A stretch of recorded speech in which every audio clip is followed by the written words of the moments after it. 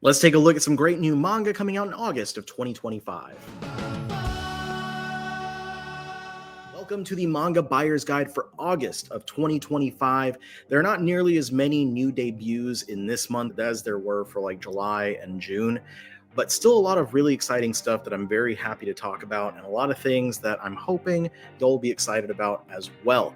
As always, before we get started, I just want to clarify exactly what the Manga Buyer's Guide is. The whole point of these videos is not to go over every single new release that comes out in the month. There are way too many new releases coming out to do that, but rather I focus on all of the new debuts coming out each month. So that's going to be all the volume ones, all the single volume releases, and I also do give some focus to final volumes. Reason being, it's really easy with how many new series are coming out like every month and every single week. It's really easy to miss something, especially from some of these newer or smaller publishers that you may not be familiar with. And I want to go over this stuff so that I can help manga readers and manga collectors like myself and like yourself to make sure that we don't miss anything that could possibly be our next favorite series. So with that, let's go ahead and jump on in. I'm doing this one at the beginning of the month this time, so just want to note some of these dates might change. Some things will probably get delayed. You'll probably find some things early, but these are the official dates per the publishers at this moment. Anyway, let's go ahead and jump into the titles coming out on August the 5th. We're starting with Astro Royale from Viz Media as part of the Shonen Jump line. Now, this one is from the creator of Tokyo Revengers, Ken Wakui. So if you're a fan of that series, you'll probably want to pick this one up. If you're like me and you're completist with creators and their works and stuff, then you'll definitely want to. But it's not long either. It ended after like 50 chapters, so it's only 6 volumes. Superpowers appear after a meteor hits Tokyo. Hibari, heir of the Yotsurugi Yakuza family, must use his astro powers against his enemies, including his own siblings. Next up, we have Don't Hold Back, Lord Hades, Volume 1, coming from Seven Seas as part of their steamship line. A romance manga between the goddess Persephone, who spends her days tending to her flowers, and Hades, who visits to collect the dead ones. When Persephone learns Hades is a victim of the gods' conspiracy, she offers her own body to save the lord of the underworld. Next, we're going to take a look at Werewolves Going Crazy Over Me, also part of Seven Seas under the steamship line, but this one is a webtoon series or a manhwa. A single mom, Olivia, with a chronically ill child and romance far from her mind, runs into a CEO of a powerful pharmaceutical company, Damien, who is actually a werewolf in disguise. Damien has been using an experimental drug to suppress his primal urges, but there have been terrible side effects until he catches Olivia's scent. She may be the cure for his issues if he can find her again. Another one from Seven Seas. This is a BL series, No God in Eden. It's a BL and an Omegaverse series. Shai Takai has always admired his charismatic classmate Nishio, but the two have never had a reason to talk to each other until one day Takai notices an alluring scent coming from Nishio. When a strange heat overtakes Nishio during gym class, Takai begs to help him, but instead of going to the nurse, they wind up alone in a storage room. Little do they know, they are the world's first Alpha and Omega. And then one in this week from Yen Press, The Guillotine Bride. Rina Irako, a girl with the potential to bring the world to ruin, has been sentenced to death. But on the way to the guillotine, a sudden incident sends her crashing down to Earth, right in the path of Ryunosuke Dazai, a boy who's eager to help save Rine and the world. All he has to do is marry her. So then we get to a few final volumes coming out in this first week, or that just came out this first week of August. From Viz, Demon Slayer Kimetsu Academy Volume 6. That says 5, but it should say 6. That's the last volume of that short spin-off parody series of the Demon Slayer manga. And then from Shoujo Beat, we have In the Name of the Mermaid Princess, Volume 7. I've heard some pretty good things about that one. I have not read it myself, though. And then over at Vertical and Kodansha, we have Kaina of the Great Snow Sea, Volume 4. This is the final volume of Tsutomu Nihei's recent series. Of course, his newest series, Tower Dungeon, is already being published, with the first volume having coming out from Vertical and Kodansha last month. But now we get to move into the second week of August, and on the 12th, we start out with physically the biggest release of the month, and also probably the one that I'm the most excited for, and that is Mobile Suit Gundam The Origin Deluxe Hardcover Volume 1.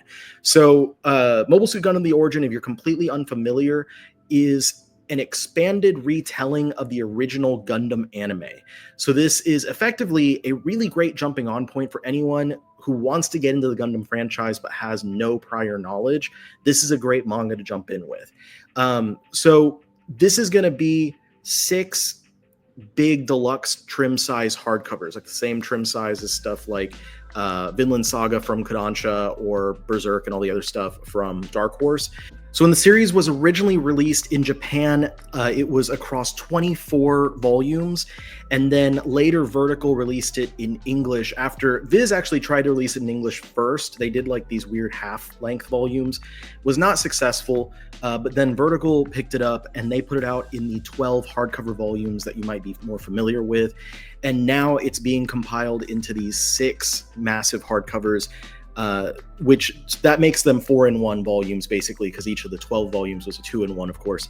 So these are going to have 800 plus pages each. This first one comes in at a whopping 880 pages, but still retaining the $55 cover price that Kodansha has used for like Vinland Saga, despite the fact that it's a lot thicker, which is an incredible price point. Like, it's the 12 volume hardcover series. Each of those is $30 cover price right now. So this is coming in at cheaper than if you were to go out and buy those, which is pretty great. I'm really excited about this. I always love picking up these deluxe hardcover editions, but this is a series where I think the artwork is so nice and so very detailed that it's really going to shine on these oversized pages, and especially because there are tons of colored pages that are going to be put into these books that are just going to look gorgeous. Now, I know that the big argument against these is the covers are not as nice as the covers of the 12 volume set, and while I will miss the nice covers of the 12 volume set, cover art's not really my biggest concern, because I'm not usually looking at the covers. Either I'm reading the book or it's sitting on my shelf after I'm done with it. 99% of the time I don't see the covers.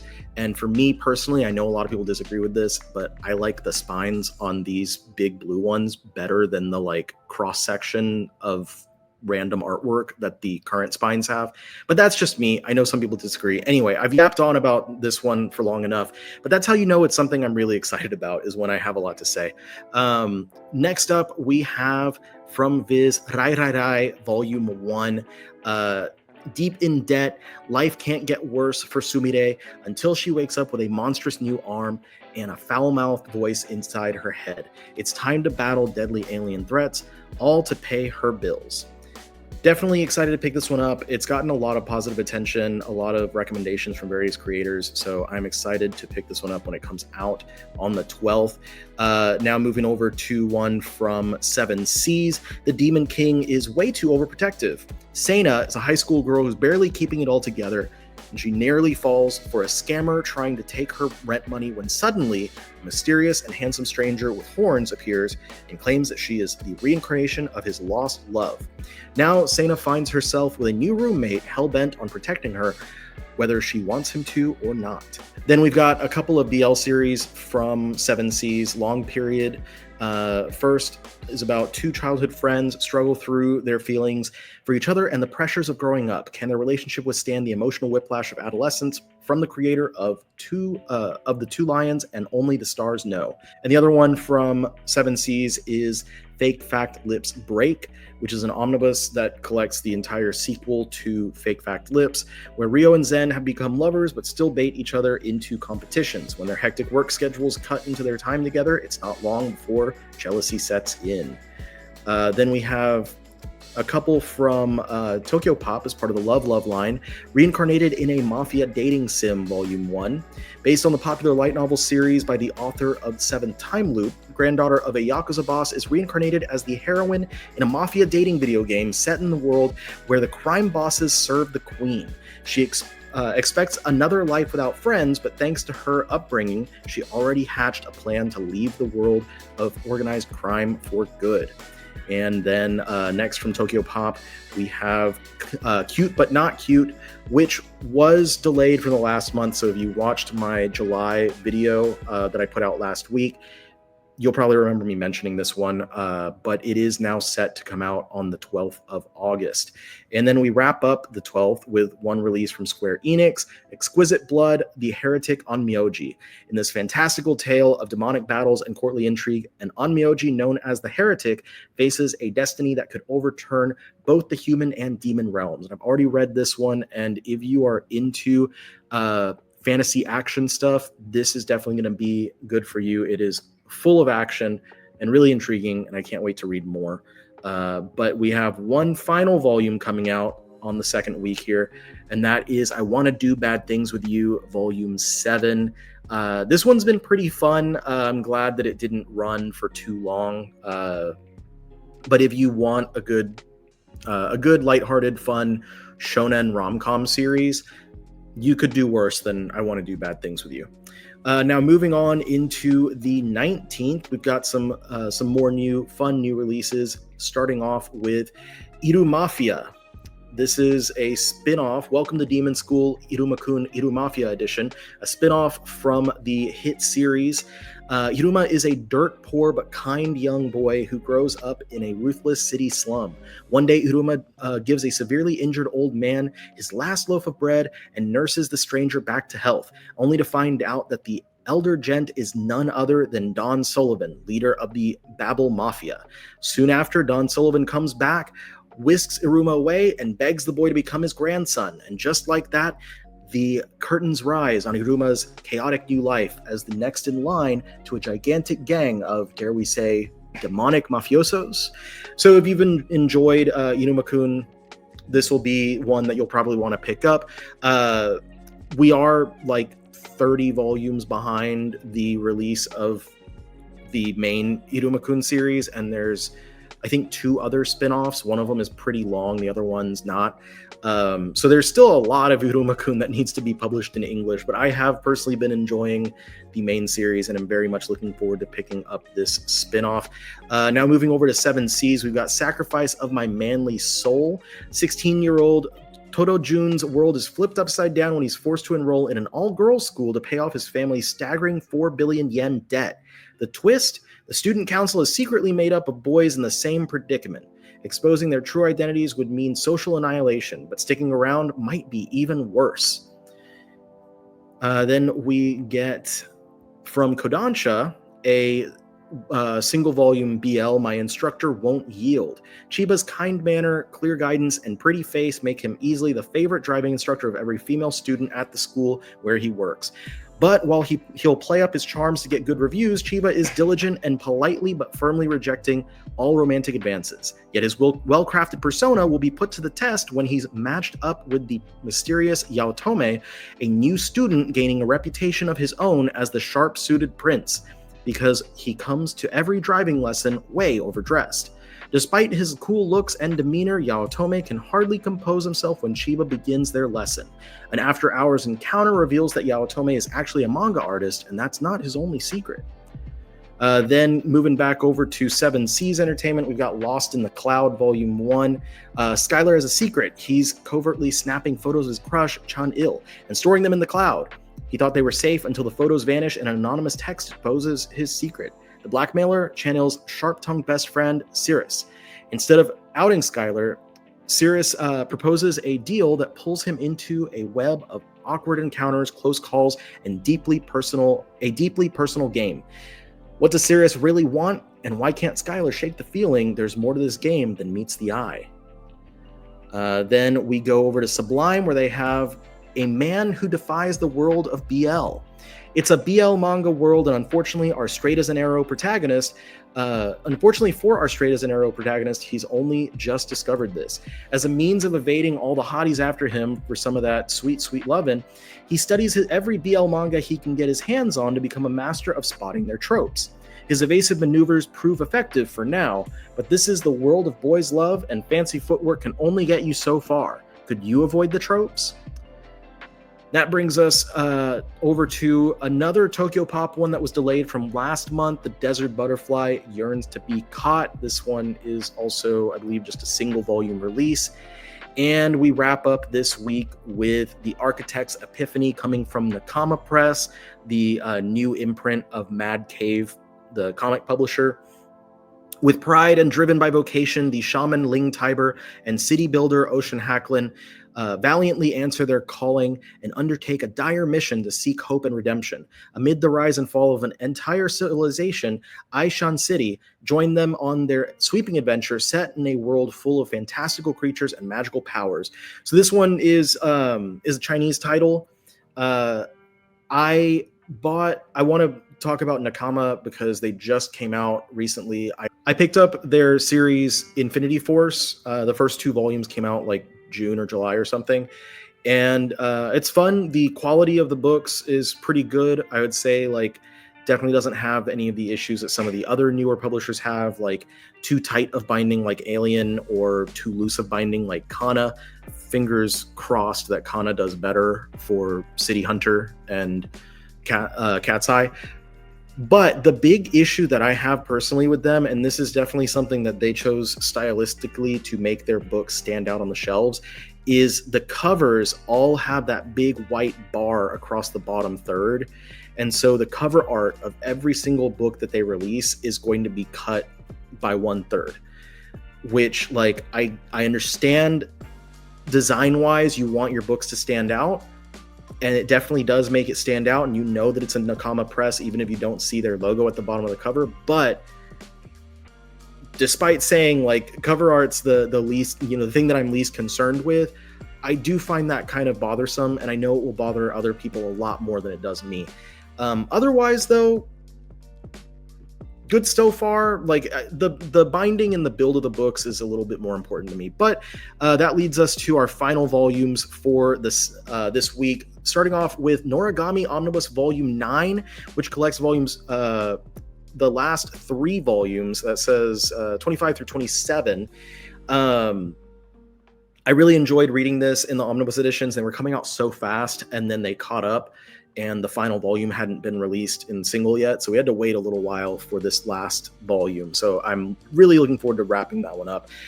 Then A Business Proposal Volume 10 from Eyes Press. Tiger and Dragon Volume 4 is a nice short shoujo rom-com love triangle series from Seven Seas. Wandering Witch, The Journey of Elena Volume 6 comes from Square Enix, and then World's End Bluebird Volume 4 from Tokyo Pop as part of their Love line. Now, before we move into the books from the last week of the month on August 26th, I want to go ahead and give a shout out to the sponsor of this video and of this channel, Walt's Comic Shop. Now, for us living in the US, we have plenty of options where we can shop for a manga. Right now, I'm getting most of mine from In-Stock Trades or Alibris. But for those of you elsewhere in the world, you don't have quite as many options, quite as many great options as we might here to buy your English language manga. But if you're in the EU, Walt's Comic Shop is a fantastic place for you to shop. They have great selection, they have great prices, great service, great packaging. And a lot of people that have been shopping with them, that are viewers of my channel, have mentioned in the comments how happy they've been with shopping from Walt. So if you are in the EU, I hope you'll give them a try. And if it's your first time shopping with them, you can use code The Omnibus Collector for free shipping on your first order of €40 or more within the EU. Again, use that code The Omnibus Collector at checkout on your first order of €40 or more within the EU, and you'll get some free shipping. Now, let's get back into it and talk about the books from August the 26th. Starting off, we get another big hardcover from Kodansha, Akira, the hardcover collection, Volume 1. So these are effectively, as far as I've seen, as far as I know, and I haven't gotten any information to tell me otherwise, these are effectively the 6 volumes as they were in the box set, but just being sold separately. So if you don't want to go all in on the box set and you just want to buy them separately one by one, now you can do that with these. So they should be the same size. They all have dust jackets and stuff. Should be the exact same product. if you're someone who's not at all familiar with what Akira is, their description of the story: 38 years have passed since the end of World War III, and the megalopolis of Neo-Tokyo has sprung from the bones of the devastated old city. By night, the borderlands between glittering towers and irradiated ruins are ruled by criminals, cultists, and street gangs. Two childhood friends and rivals, Kaneda and Tetsuo, ride with one of these gangs. By day, the military and a secret elite toy with the psychic phenomena has caused the devastation in the first place. A high-speed incident on a decrepit express road will lead to a collision between Tetsuo, Kaneda, and forces they cannot hope to understand, and that will change them forever. All right, now we've got a lot coming from Yen Press in this last month, starting off with another one that I'm really excited about for this month: Farewell Daisy, Jun Miyazuki short story collection. This is, of course, the creator of Kowloon Generic Romance, which I'm a big fan of. Just because you can't use magic doesn't mean that you can't be happy. Laugh and cry along with the young woman featured in this big collection of touching short stories from the early career of Jun Miyazuki. So if you're also a fan of Miyazuki from Kowloon Generic Romance or other titles like After the Rain, this is probably going to be one you'll want to pick up. Again, I'm really excited about this one myself. Then we've got another big one from Yen this month is Mechanical Marie Volume 1 by Aki Akimoto. This one, I believe anime is coming out around the corner for this one. He was a boy, she was a robot. Well, not entirely. In all actuality, Marie is completely, totally, 100% human, but because her strange new employer seemingly despises humans, the powers that be are paying a handsome sum for her to pretend she's the latest and greatest android while protecting said eccentric master from the seemingly endless attempts on his life. Which is fine, but they forgot to mention one tiny, seemingly insignificant detail. This dude absolutely dotes on inanimate objects like Marie can't believe. She's not sure what will kill her first, the assassins or his affections. Then we've got from another Akira Hiramoto title coming from Yen, Futari Switch. This is the same creator as Prison School and I think Super Ball Girl and some other stuff, Raw Hero, stuff like that. So if you're familiar with those, you probably know exactly what to expect from this one. High school classmates Shinichi and Ichigo have a lot in common. They're next-door neighbors, childhood friends, and they both have one-sided crushes. But when a summer day leads to a perilous mishap involving a peculiar bitter melon, the two discover that they've swapped bodies. Now they have a chance to get closer to the objects of their affections, but can they handle the undiscovered territory between their legs? So yeah, you pretty much guess exactly what that's going to be like. Next up, we have Spy Classroom, third period, Forgetter, Volume 1. A clue from Forgetter's mysterious past. Thea, codenamed Dreamspeaker, is dead set on proving why she's the team leader, but even with her power, she can't get through to everyone. So when a squad mission with Monica, Erna, and Annette ends in success and the miraculous run-in with a down-on-her-luck woman claiming to be Annette's mother, Thea's hopes are buoyed. Maybe some extracurricular adventures to help Forgetter recall her past will pay dividends on the team, or maybe 4 young spies are in way over their heads.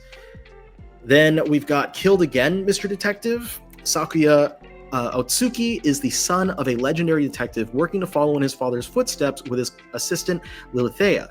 However, something's different about this high school sleuth. Wherever he goes, he always manages to get himself entangled in his cases as a murder victim. When Sakuya is tasked to infiltrate a luxury cruise ship, he finds himself killed once again. But every time he reopens his eyes, Lilithea is there by his side, ready to help him get to the bottom of the mystery. So if you're looking for a good mystery series, this one might be a good one to pick up. It's only 2 volumes, so definitely not any kind of big commitment. Then we've got another Lycoris Recoil official comic anthology, Reload, missions, mixers, and midnight snack runs. There's never a slow day at Cafe Lyco Rico. Find out what's new on the menu for Chisato, Takina, and company in this official comic anthology. Now, this one is marked as Volume 1 because it is a 3-volume anthology. I think the last one, the one from July, was only a single volume, though. Next up, we have Common Sense Monster Volume 1. Ito just wants to make friends, but she's a socially awkward girl who gets called a monster behind her back. If only she were more like Takahashi.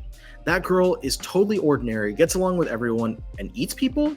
In a gruesome turn of events, Ito discovers that her classmate Takahashi is actually a monster who's learned to blend in perfectly with humans. Starstruck, Ito asks to be friends, and Takahashi starts teaching her how to act normal. But what does it really mean to be normal, and what is Takahashi truly after? But next up from Yen, we have Hollow Regalia Volume 1. In a world where Japanese people were almost completely wiped out, Yahito spends his lonely days working as a salvager in the wreckage of Japan. Despite routinely being gutted by Moju, the monstrous beast that roams the ruins, he makes it home every night without a scratch on him thanks to his body's mysterious regenerative powers. But one evening, he's ambushed by twin girls named Julie and Rose.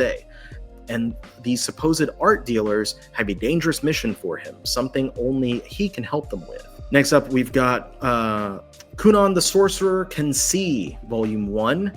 I'll definitely make eyes with magic. Kunan Gurion's blindness is considered to be a mark of honor, proof that he's a descendant of a legendary hero. But for as long as he can remember, his bloodline has felt more like a curse than a blessing.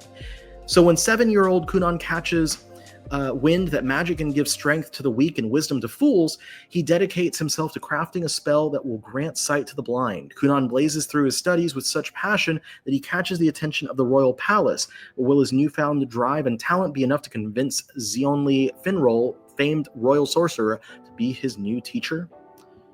I'll have to read on to find out. Then next up, we've got Demons. The Demons Are Planning Something Good, Volume 1. Another one with the parental advisory warning on there. People don't truly appreciate the amount of R&D that goes into running an evil army of darkness. I mean, you can't just let the heroes waltz up to the final boss unscathed, can you? Do you know how much logistical work it takes to keep the traps armed, to team up or to come up with new innovative methods to torment, maim, and humiliate humans? From slime that only melts clothes to titillating tentacles that squeeze you just right, follow along with the Demon Lord's underlings as they devise, concoct, and scheme up exciting new ways to strike fear in adventurers' hearts. Still going with the Yen Press titles. Next up is Isekai Tensei Recruited to Another World Volume 1. Tenma Otori is dead. Lucky for him, a god from another world offers him a second chance at life. All Tenma has to do is reincarnate to save the god's dying world, and in return, Tenma will be granted life along with a suite of cheat abilities. Then moving over to 7 Seas, we've got My Girlfriend is 8 Meters Tall, Volume 1. Kotaki Yumeji was just your typical high school student until his childhood friend, Shieri Omine, transferred into his class, now standing at a jaw-dropping 8 meters tall. As Shieri's assigned helper, Yumeji finds himself navigating the ups and downs of school life in more ways than one. From giant-sized mishaps to tender moments, their unique relationship is full of heart-pounding surprises. But even with a height difference this extreme, who's to say that romance is out of reach? Get ready for a romantic comedy that's truly larger than life. Then also from 7 Seas, we have the fed-up office lady wants to serve the villainous Volume 1. After devoting herself entirely to a humdrum office job for 3 years, Natori Midori is suddenly laid off. Dejected and lost, she loses herself in the visual novel game Fairy Tale of Jewels, but her fantasy escape becomes something more when she's literally pulled into the game world. Even more surprising, she's summoned by the game's cruel villainess, Lapis Tenebrae. Desperate to have her life spared, Natori pretends she's psychic and uses her knowledge of the game to save Lapis from danger. Fond of her newly attained psychic, Lapis appoints Natori as her personal secretary. With a new job and new unexpected growing feelings towards her villainous boss, Natori must survive a fantastical world and protect Lapis at all costs. And then another one from 7 Seas, Natsume wants to be trained. Natsume has a problem that's keeping him single and alone. He's lousy in bed. Frustrated by his inability to keep a lover, he comes up with a plan. Become a master of sex and shove his newfound bedroom prowess right in his ex's face. First step, hiring a male escort to help him improve his skills. But when the escort, Ko, arrives at his home, Natsume is stunned to find that this man is no stranger. In fact, he's Natsume's own housekeeper. Then we go over to Inklore, and we've got a new manhwa from them, King's Maker Volume 1. When Wolfgang is forced to move into the royal palace and take up his rightful seat as the 4th prince of Golden Leonard, he catches the eye of Suhyuk Shin, the son of the Minister of Foreign Affairs. Suhyuk, forced to serve as one of the king's beloved sovereign darlings, is looking for someone to play the leading role in a daring scheme. So far, all the other princes have disappointed Suhyuk, but Wolfgang is different, and he might just be the key to overthrowing the king. And then moving back over to Tokyo Pop, there's one more from their Love line, The Stranger in the Hoarding House. After a traumatic incident at work, Kamakura locked himself away and let the trash pile up around him, resigned to his fate as a hikikomori. That is, until the day Katsuyoshi climbed in through his balcony. At their landlord's behest, Katsuyoshi offers to help Kamakura clean his apartment, insisting that Kamakura stay with him in the meantime. Kamakura reluctantly agrees, wondering why Katsuyoshi would offer to help out a complete stranger. Turns out, Katsuyoshi has his own reasons and his own trauma to work through.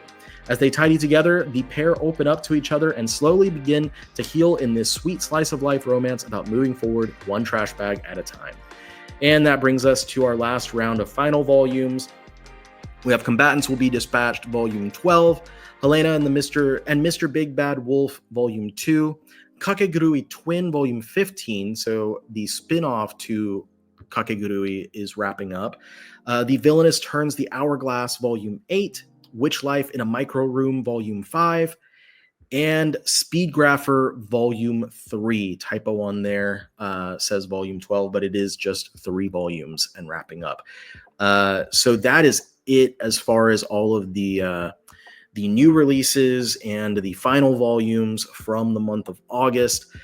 So significantly less coming out in August than there was in like July and June as far as debut volumes.